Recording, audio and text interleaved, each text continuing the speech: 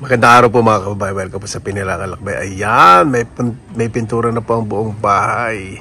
Sensya po, medyo tinatrangkaso po ngayon dahil walang pahinga sa kakaayos. At dito tinatapos na lang po nila extension po dito para po sa paliguan po ni nanay. Baka maglagay din po ako dyan ng ano, basta saka ako na lang po sasabihin. Tingnan po natin yung loob. Maraming salamat po sa hindi na po grabe yung trangkaso ko. Ubo kasi sa alikabok kahapon. Isang araw, sorry. Dahil lagakot ako ng garaba, nilatag ko doon sa ibang parte ng bakurang ko po. Ito, nalihanan nitong pinto, ang ganda. Ayan. Etong dingding po, may emulsion po yan. Makintab po yan. Ayan o. Parang barnis po sa simento, kaya hindi ko po papipinturan. Malamig po yan eh. Maganda po yan sa simento. So maglilinis na lang po dito. Okay na po lahat. Pati ang kuryente. Magano na kuryente yan? Subukan natin. O, di ba? Patayan din sa taas may switch. Yan, pintarado, malinis. Final retouch na lang. Hawakan na lang po ilalagay dito, baka nakagdanan. Malamig dito sa loob. Ganda pa ng panin, ano? Mag-December, Pasko. Yan. Medyo nag-repair sila ng pintura kasi mainit ang panahon isang araw. So may mga pumutok. Pero ngayon, na-repair na nila. Yan, may repair doon. Pipinturahan na lang nila yan. Lilihain sa pipinturahan. Okay na po. Diba? Yung mga pinto ang ilalas po nila pag natapos po yung extension sa labas. Pero baka pasingit ko na para makapaglagay na ng mga gamit dito. Ay, ang lamig. Ay, ang sarap.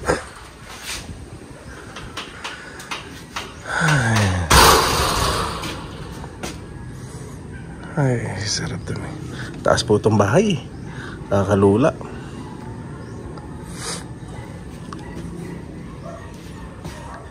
Sa balkon po sa Sunday, maglalagay na po dito na sliding window. Meron po itong airflow yun. Yung bakante po na yun sa taas. Hindi ko po patatakpan po yung airflow po. Ganda. Second floor, oh. Nalinis na po nila.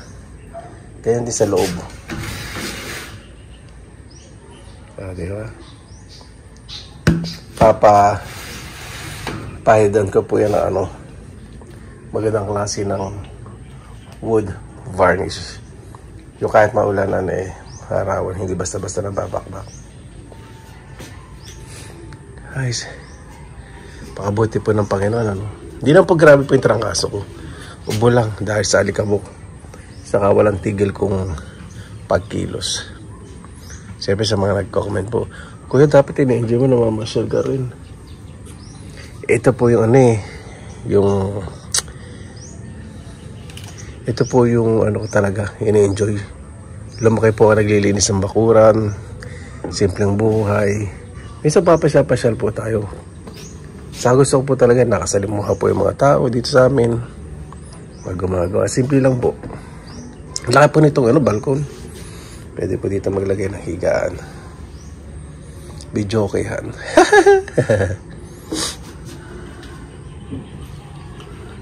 Linis na. Pinturado na po lahat. Pakalinis ng pagkakapintura.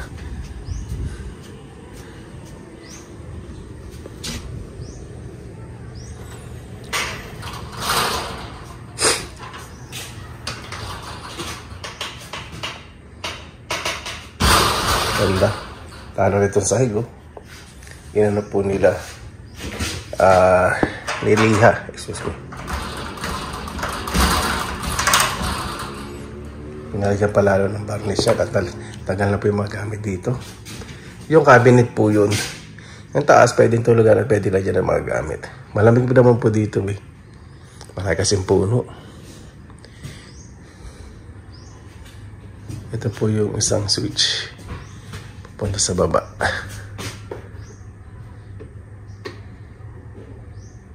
linis.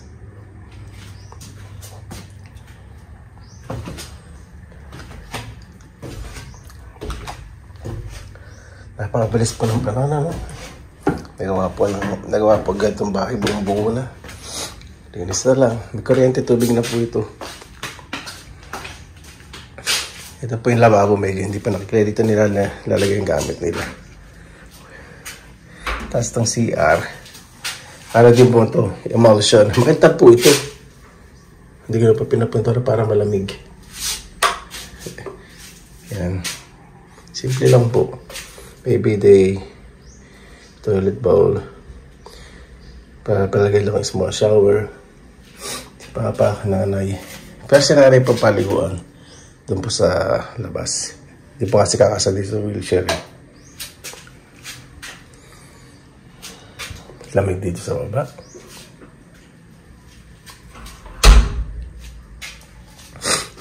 Yan.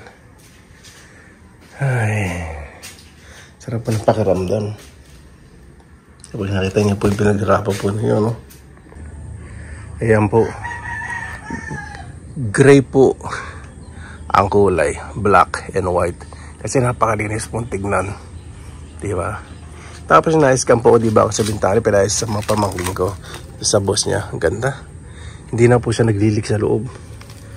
Ang linis ang pagkakagawa. Kasi pumapasok ang tubig sa loob, eh.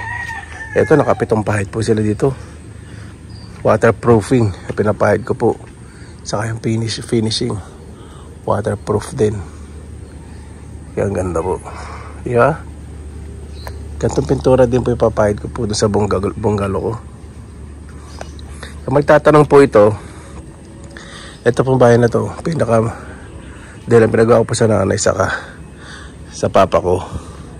Kasi nasabi, bakit ka napagawa ng up and down? Eh, hindi naman nila kaya umakil, nanay mo naka-wheelchair na. Ay, nako. Obvious naman na hindi nyo napapanood yung mga previous vlog. Explain ko na lang po, sa baba po, lalagyan po ang kama dyan kay nanay. Yung mga magbabantay po sa taas. Yun po, ayoko nang mag-explain sa mga tao makikitid ng isip. Na hindi daw ako nag-iisip. Ay, nako. Baka pag-comment lang sa kagaling. Sa kuyukot ng puwet ang utak. Ayan po. Diba? Tapos, kasi ano lang po dito, extension na lang gagawin nila. Tapos na po ito. Saka yung pintuan na lang, sandali. Tapos, pintuan ko na po yung bahay ko.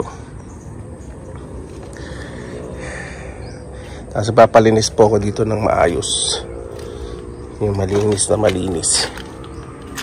Ayan po yung gubat, oh. Kuya, totoo bang gubat yung tinitanong mo? Ayan po. Yan, sa mga nagdadoubt, dalawang isip.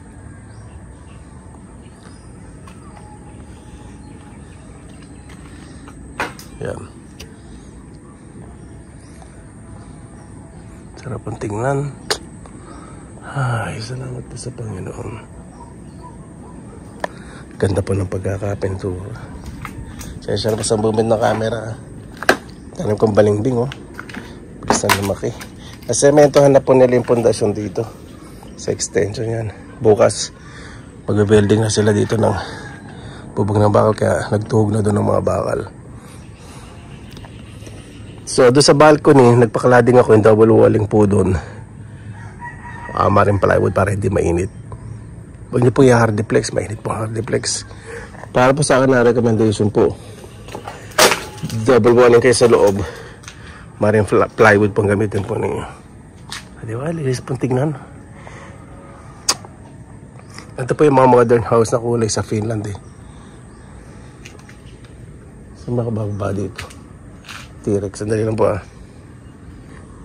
So, lagi ko pong iniisip ang usability and safety sa mga magulang. Lalo sa natin sa wheelchair, madali, pasok sa bahay. Kung dito, may kausap, magpapalagay po din ako dito, no? Parang upuan, para presko, nandito sa wheelchair, hindi siya mabubora, may mga puno. Tapos dito po, nasa labas siya maliligo, dito po yung entrance, at mayroon syempre yung exit dun sa labas, kasi din po yung wheelchair sa pinto. Diyan po, shower. Paayusin ko pa ng maayos na dingding. Iniisip ko po yung design. Kasi gusto ko may utilize o magagamit po ng maayos yung space. Hindi lang po sa paliligo ni nanay. Baka maglagay po ako ng ihawan, maliit na lutuan. Lalagay po, for sure, papalagay po ako dito ng maliit na lababo. Tapos dun po sa sulok na yon, yung mga saging palilipat ko po. So malaki po yung magiging space po rito. Baka dun po maglagay ng mini lutuan. O, di ba? Huwag po tayong maingit sa mga pinaghirapan po ng iba. Dapat nga po, di ba, mag-inspiration po sa atin. Ako po, hindi ko po talaga iniisip na magkakaroon po ako ganito. Yung pagplano po ng mga pagpatayo po ng dalawang bahay ko po dito sa Pilipinas. Ito lang po, biglaan din po. Bahala na ako. Basta enjoy ko ang buhay ko. Opo, gusto ko maging masaya din mga magulang, kapatid ko. Diyos na ang bahala. Ay, inisip ko po kasi yung pera kikitain, pero yung kasama po sila, saka yung buhay na kasama po sila, bawat segundo hindi nyo po kayang bayaran yun, pahintuin yung panahon o pabatain po yung mga magulang po ninyo. Yan po yung isa sa pinakamalaking bagay na hindi nyo po mababayaran. Punta naman po tayo dito sa bahay ko. Bahay ko naman po ito, pero siyempre ito pinagawa ko po sa mga magulang ko. Ayan, maganda po yung structure po nitong bungalow ko, lalo na pang napintahan. Ako, ganda po nito. Ganun din po kulay, gusto ko gray. Malinis kasi nagka-complement po dito sa nature. Ganun po gusto ko.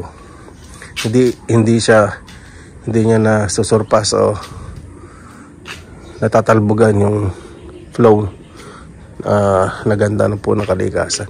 Tapos ng laundry, medyo nag-ayos na po ako rito. Ayan po, hindi po lumot po yung mancha po yun na nagpais ko. Pero bago ko po ito papintura, pais ko bakuli yung ibang mga lumot. Ito po yung sinasabi ko sa inyo, kaya ako nagkasakit. Nagkakot po ako ng mga graba. Kasi ito nagpuputik. Maganda pahingahan po ito. Umaga sa kasapon, malilim po rito. Yan. Naku, yung hito gutom na. Nakain ko naman siya kanina. Sila, higit 5 po yung hito dyan. Hindi ko pa punaan eh.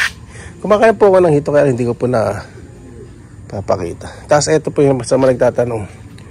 Native po ito sa Pilipinas, itong fig po na to. Nakakain po ito. Yan po yung dahon po niyan, iba. Parang dahon ng ubas. Tapos, yung mga ibang bonsai, nilagay ko po dito sa, sabi ko sa ibang vlog ko. Kasi sa harap po, yung wheelchair ni nanay, nakakalang yung mga sanga. So dito, nakakahinga.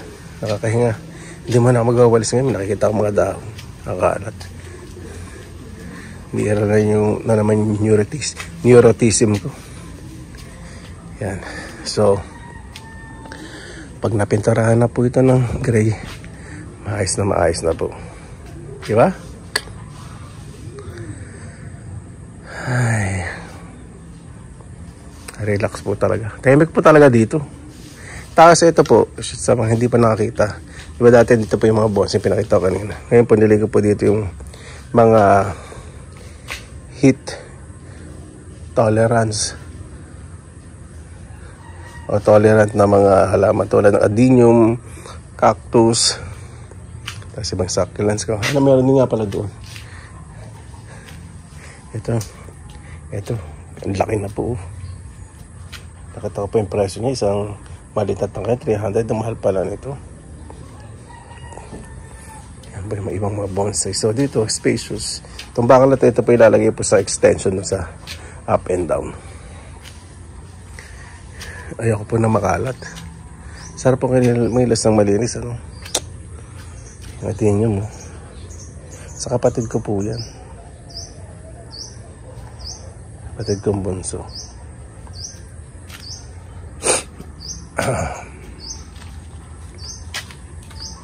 Yan.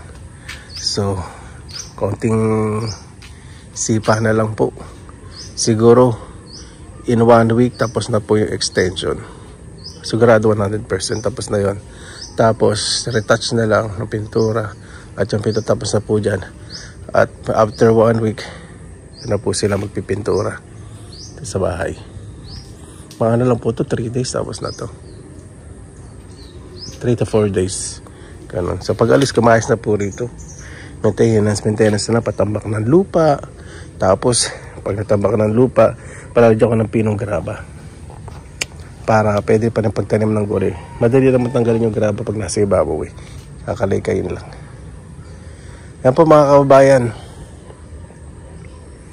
Konting kembot na lang po at tapos na. Opo, sa nagsasabi, meron po tanim na ubas, meron din ako tanim na passion fruit magkasama. Andun yung passion fruit, dito po yung takay ng ubas. So, nagkakaduop na. Ngayon mataba, naglagay po ako ng pampataba. At gusto magtanim ng pechay kasi nagawa niya hindi na masyado. So, mag-ayos pa po ako rito. Ayan. Mangarap lang po tayo. Huwag po tayong matakot kumuha ng risk kung matututo naman po tayo. Pero huwag naman tayo kukuha ng risk kapag hindi natin huwag natin pilitin masyado ang sarili natin. Yung may chance na kaya natin.